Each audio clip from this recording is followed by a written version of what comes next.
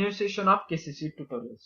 बच्चों, आज हम 8th साइंस का 10th lesson cell and cell organelle का पार्ट 3 सीखेंगे, जो कि स्टार्ट होता है हमारा माइटोकॉन्ड्रिया के साथ।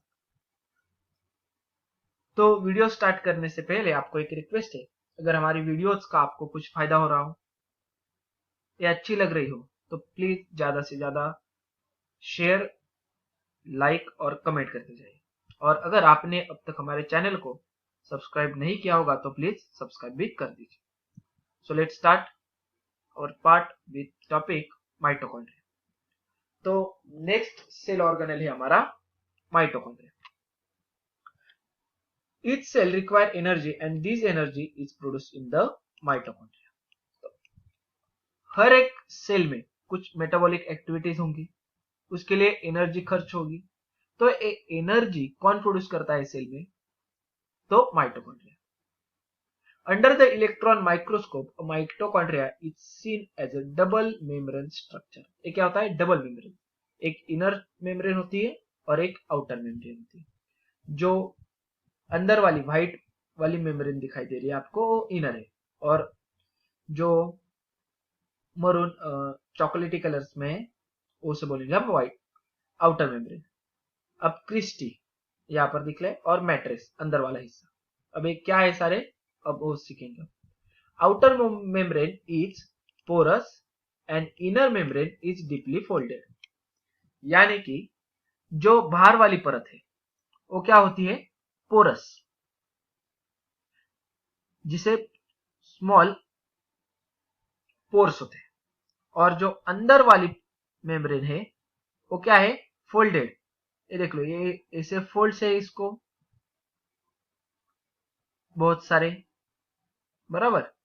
Okay, These folds are called as cristae. इन्हीं folds को हम क्रिस्टी बोलते हैं। The inner cavity is filled with proteigenous gel-like matrix containing ribosome, phosphate granules and DNA. और इस फोल्ड के अंदर, अब फोल्ड बना हुआ है, इसके अंदर देख लो एक गड्ढे जैसा आकार हुआ है। तो इस इनर कैविटी में proteinaceous gel like matrix, proteinaceous gel होता है, और इस जेल में क्या क्या होता है? तो राइबोसोम्स, फॉस्फेट ग्रैन्यूल्स होते हैं और हमारा DNA. Therefore it can produce its own protein. तो इसी की वजह से माइटोकॉन्ड्रिया अपना खुद का प्रोटीन खुद बना सकता है। With the help of enzymes, mitochondria oxidise carbohydrate and fats in the cell. तो एंजाइम्स, इसमें जो एंजाइम्स होते हैं उसकी मदद से वो क्या करता है? कार्बोहाइड्रेट्स और फैट्स को ऑक्सीडाइज कर देता है। The energy release in the process is stored in the mitochondria in the form of, यहाँ पर TH है, यानी कि आपको समझ लो वहां पर THE है, in the form of ATP। जो हमारे सेल में एनर्जी स्टोर होती है ना, वो किस फॉर्म में होती है? ATP के फॉर्म में।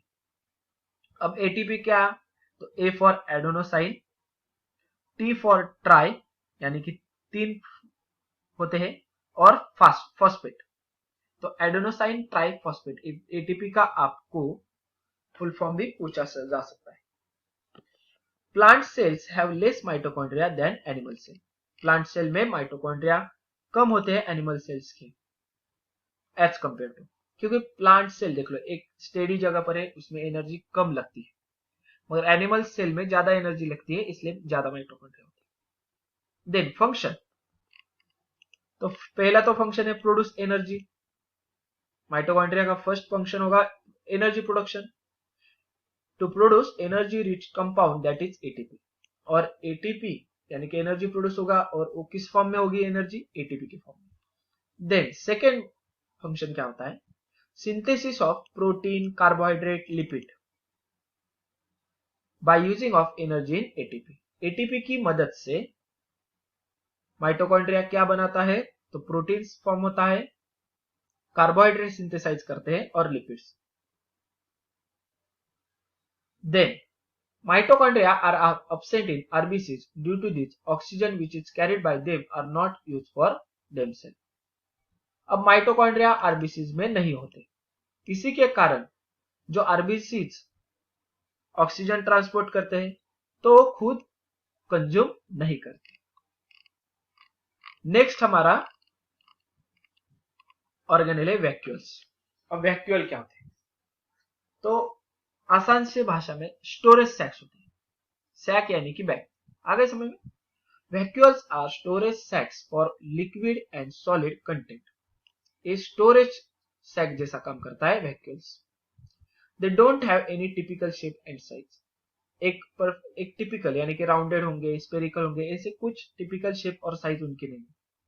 The structure of the vacuole changes according to the need of cell. तो इसका स्ट्रक्चर कैसा होगा यानी कि शेप साइज कैसा होगा? As per the need of cell. उस सेल को कितनी जरूरत है सॉलिड और लिक्विड कंटेंट की। Vacuole are bound by single membrane. Vacuole में कितने मेम्ब्रेन होंगी? एक ही मेम्ब्रेन होगी। नेक्स्ट फंक्शन क्या है?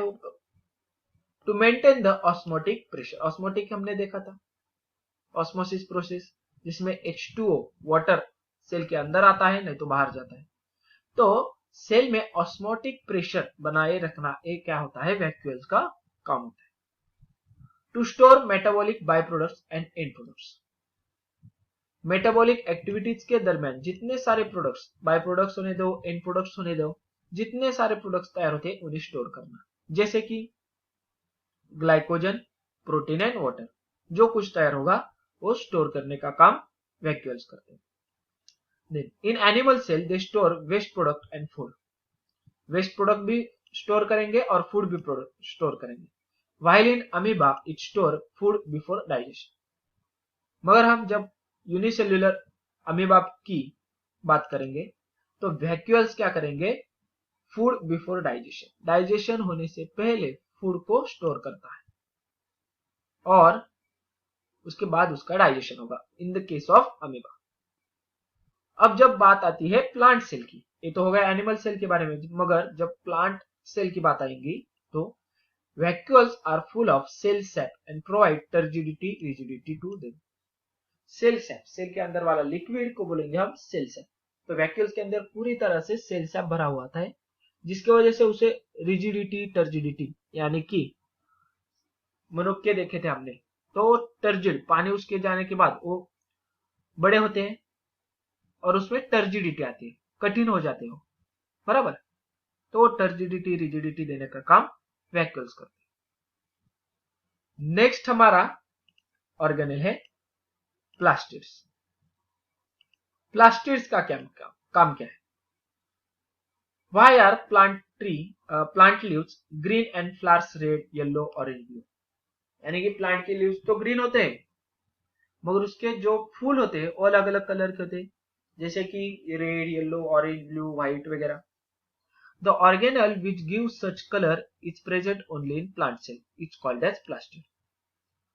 और जो ऑर्गेनल्स इनको एक कलर देता है ना, green, red, yellow, orange, blue, उस ऑर्गेनल को हम कहते हैं प्लास्टिड्स।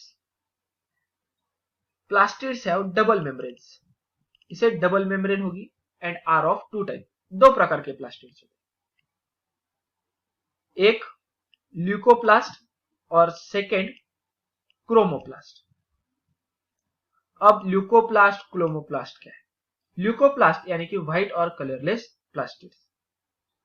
व्हाइट फूल देखे होंगे तो उसमें क्या होगा? ल्यूकोप्लास्ट, क्योंकि ल्यूकोप्लास्ट का कौन से प्लास्टिड होते हैं? कलरलेस प्लास्टिड, नहीं तो व्हाइट प्लास्टिड्स। अब जिनमें कलर है, red, green, yellow, orange, blue, तो उस पार्ट में क्रोमोप्लास्ट रहेंगे, जिसे हम कलर्ड प्लास्टिड्स बोलते हैं। Chloroplast can be converted into other type of chromoplast. Chloroplast देखा था ग्रीन कलर पिगमेंट का, जिसकी वजह से क्लोरोप्लास्ट लीव्स के ऊपर होता है प्लांट के, तो एक कन्वर्ट अलग अलग क्रोमोप्लास्ट में होता है, जैसे कि raw green tomatoes turn red due to the breakdown of chlorophyll and synthesis of lycopene. Raw green tomato देखा होगा, जो पहले तो हरा टमाटर होता है, धीरे धीरे वो क्या होता है, जब पक जाता है तब रेड बन जाता है टमाटर। तो ग्रीन का रेड हो गया, यानी कि क्या हो गया था? तो breakdown of chlorophyll green colour का था, वो ब्रेकडाउन हो गया एंड सिंथेसिस ऑफ लिकोपिन, लिकोपिन का कलर होता है रेड, तो क्या हो गया, लिकोपिन वहां पर तैयार हुआ।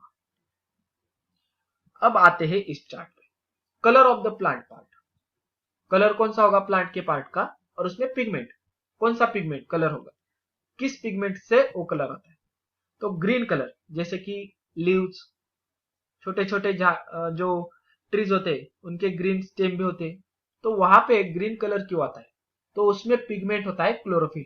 ये आपको मैच द फॉलोइंग नहीं तो odd man out, correlation MCQ में आ सकता है। ग्रीन कलर किसकी वजह से आता है, क्लोरोफिल की वजह से। ऑरेंज कलर जो कि कैरेट को होता है वो कैरोटीन की वजह से होता है। येलो कलर स्कैंथोफिल इस पिगमेंट के कारण होगा।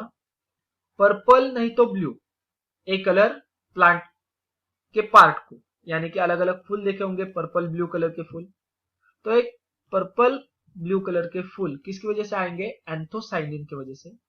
और डार्क पिंक बीट क्यों होता है, तो वो कलर किसके आता है, तो बिटेलिन्स। अब आते हैं नेक्स्ट सेल ऑर्गेनेल के पास, जो कि हमारा क्लोरोप्लास्ट। अब क्लोरोप्लास्ट की डायग्राम आपको दिखाई दे रही है, जो लीफ होता है ना प्लांट का, उसमें बहुत सारे क्लोरोप्लास्ट होते हैं, इसी की वजह से उसको ग्रीन कलर आता है। तो पहले हम डायग्राम देखते हैं, ये देख लो, एक के ऊपर एक हमने एक से हिप्स बनाए हुए, इसे बोलेंगे हम थाइलोकॉइड। देन अंदर वाला हिस्सा स्ट्रोमा, ग्रैनम, इन हिप्स के भाग को हम ग्रैनम कहेंगे।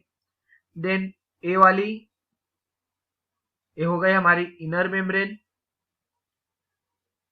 और ए बाहर वाली आउटर मेम्ब्रेन, और इन दोनों मेम्ब्रेन के बीच वाले स्पेस को हम कहेंगे इंटरमेम्ब्रेनस स्पेस। अब आते हैं इसके बारे में पढ़ने के लिए। Take out the thin peel of rhoeo और croton leaf and observe the chromoplast under the compound microscope. Croton leaf ले लो आप, और उसको कंपाउंड माइक्रोस्कोप के नीचे देखेंगे तो अलग अलग ऐसे क्रोमोप्लास्ट दिखेंगे। उसमें क्लोरोप्लास्ट यानी कि ग्रीन पिगमेंट वाला, chloroplast are important for the photosynthesis.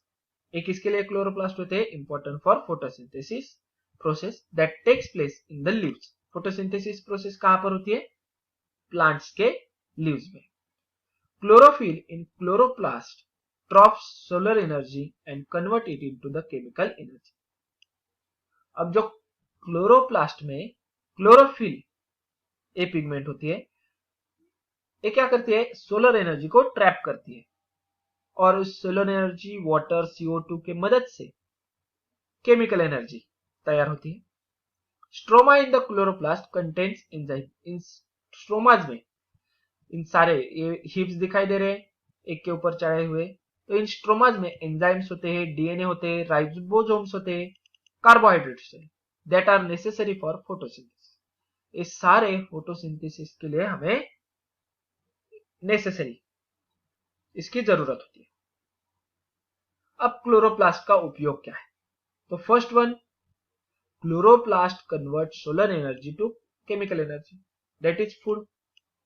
Plant को कौन सी एनर्जी चाहिए थी, केमिकल एनर्जी लेते हैं, मगर केमिकल एनर्जी बनने के लिए सोलर एनर्जी की जरूरत है, और सोलर एनर्जी से केमिकल एनर्जी को कन्वर्ट करने के लिए उन प्लांट्स में क्लोरोप्लास्ट होना जरूरी होता है। जिन प्लांट्स में क्लोरोफिल क्लोरोप्लास्ट होगा वही प्लांट्स ऑटोट्रॉफिक होते हैं। ऑटोट्रॉफिक यानी कि खुद का फूड खुद तैयार करने वाले।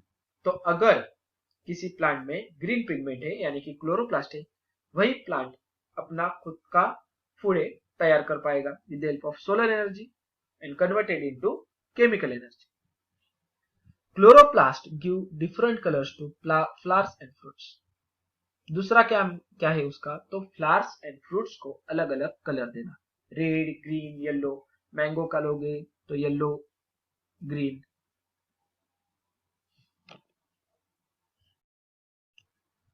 नेक्स्ट फंक्शन है हमारा leucoplast are involve in the synthesis and storage of food like starch, oil and protein. यानी कि सेल के अंदर जितना सारा स्टार्च, ऑयल, प्रोटीन तैयार होते हैं उससे पहले तो सिंथेसाइज करना यानी कि बनाना और उसके बाद स्टोरेज भी करना ये ल्यूकोप्लास्ट का काम होता है। अब आगे देख लो, यहां पर हमारे सारे जितने सारे सेल ऑर्गेनेल है वो खत्म होते हैं। तो आगे देख लो, mitochondria and plastid can produce protein as well as replicate themselves.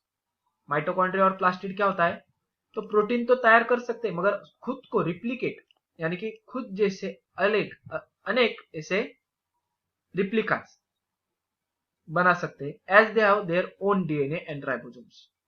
उनके खुद के डीएनए और राइबोसोम्स होते हैं, इसकी वजह से वो रिप्रोडक्शन रिप्लिकास बना सकते हैं अपने। After studying the cell and cell organelle you must have to come to know that all the function in plant and animal cell are taking place smoothly due to the cell organelle.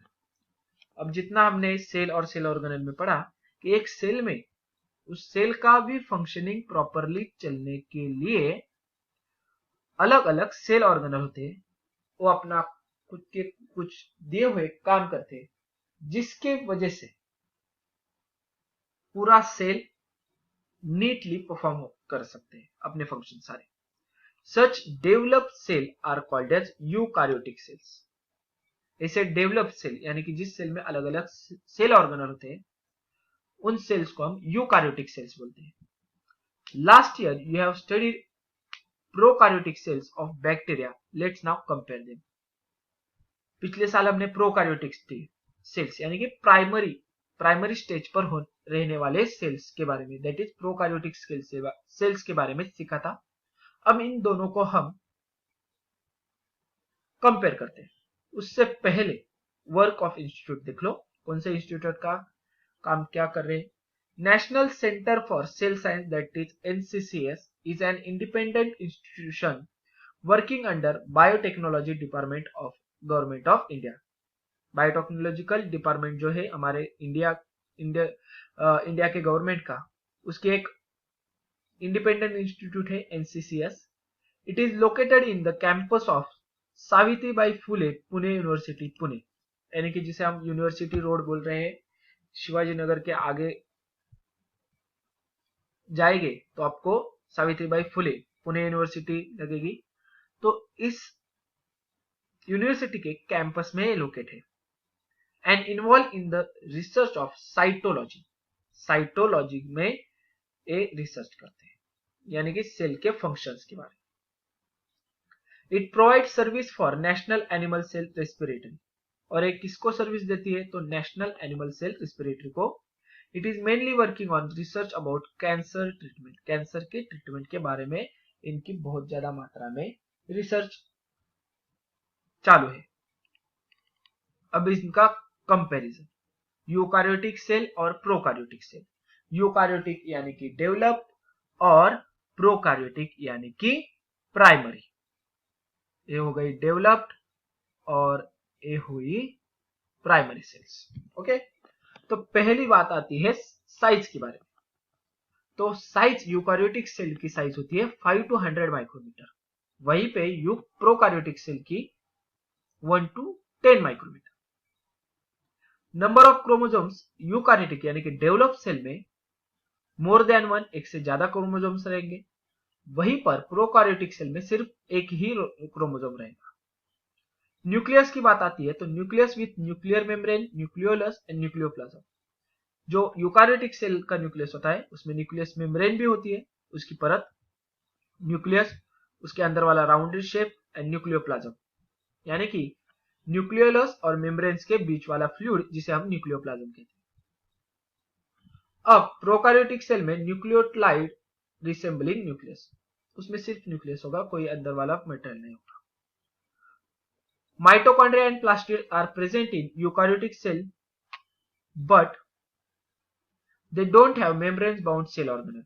मगर prokaryotic cell में membrane से bound हुए organelles नहीं होते। Example कौन सा है eukaryotic cell का, तो present in highly evolved unicellular and multicellular plant and animal. Evolve, highly evolve, जिनका इवोल्यूशन ज्यादा मात्रा में हुआ है, ऐसे प्लांट्स और एनिमल्स के बॉडी के अंदर हमें यूकारियोटिक सेल्स दिखाई देते हैं। प्रोकारियोटिक सेल्स, प्राइमरी सेल्स कहां पर दिखाई दे रहे हैं, जिनका इवोल्यूशन नहीं हुआ है अब तक, जो प्राइमरी स्टेज में है, वो नजर आते हैं बैक्टीरियाज में। तो इसी के साथ ये जो हमारा cell and cell organelle chapter है वो खत्म होता है। आशा करता हूं ये पूरा चैप्टर आपको अच्छी तरीके से समझ में आ गया होगा। इसके अगले वाले पार्ट में हम इसकी एक्सरसाइज भी देख लेंगे, जल्द ही मैं वो भी अपलोड कर दूंगा आपके लिए। तो अगर ये वीडियो आपको अच्छी तरीके से समझ में आ गया होगा तो प्लीज ज्यादा से ज्यादा लाइक, शेयर एंड कमेंट करते जाइए। और अगर आपने अब तक हमारे चैनल को सब्सक्राइब नहीं किया होगा तो प्लीज सब्सक्राइब भी कर दीजिए। केसीसी ऑनलाइन ट्यूशन का अगर आप हिस्सा बनना चाहते हो, हमारे ट्यूशन ज्वाइन करना चाहते हो, तो डिस्प्ले में दिए गए नंबर पे कॉल करके अधिक जानकारी ले सकते हो। Thank you for watching, good bye.